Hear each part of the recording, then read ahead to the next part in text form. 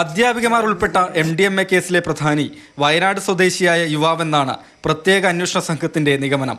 മയക്കുമരുന്ന് വിറ്റുകിട്ടിയ പണം പോയത് ഇയാളിലേക്കെന്നാണ് നിലവിൽ ലഭിച്ച വിവരം. കേരളം വിട്ട ഇയാൾക്കായി അന്വേഷണം വ്യാപിപ്പിച്ചു. അറസ്റ്റിലായ കണ്ണൂർ ഇരിട്ടി സ്വദേശി ജിജിൽ കുര്യാക്കോസ് പണമയച്ചത് ഇയാൾ നിർദ്ദേശിച്ച അക്കൗണ്ടുകളിലേക്കാണ്. QR കോഡിലേക്ക് പണമയക്കാൻ ആവശ്യപ്പെടുകയായിരുന്നു. 1 കോടിയിലേറെ രൂപ ജിജിൽ അയച്ചിട്ടുണ്ടെന്നാണ് കണ്ടെത്തിയത്. അധ്യാപികമാരായ കീർത്തന, കാവ്യ, നീഷ്മ എന്നിവർക്കും വയനാട് സ്വദേശിയുമായി ബന്ധമുണ്ട്. അപ്പോൾ അതെല്ലാം ഒരു ഓർഗനൈസ്ഡ് ആയിട്ടാണ് ചെയ്തിരിക്കുന്നത്.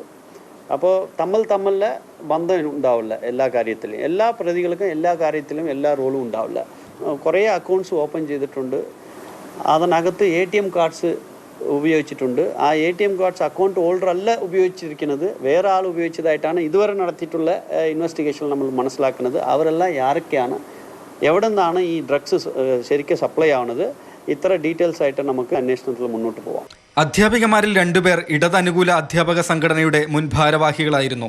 കേരള റിസോഴ്സ് ടീച്ചേഴ്സ് അസോസിയേഷന്റെ പേരാമ്പ്ര യൂണിറ്റ് മുൻ കൺവീനറായിരുന്നു കാവ്യ. നീഷ്മ മുൻ ജോയിന്റ് കൺവീനർ. കഴിഞ്ഞ ഫെബ്രുവരിയിൽ ഭാരവാഹിത്വം ഒഴിഞ്ഞു. പേരാമ്പ്ര BRCയിൽ താൽക്കാലിക അധ്യാപികമാരായിരുന്ന 3 അറസ്റ്റിന് പിന്നാലെ പിരിച്ചുവിട്ടിരുന്നു. MDMA കേസിൽ ഇതുവരെ 5 പ്രതികളാണ് അറസ്റ്റിലായത്. മാതൃഭൂമി ന്യൂസ്, കോഴിക്കോട്.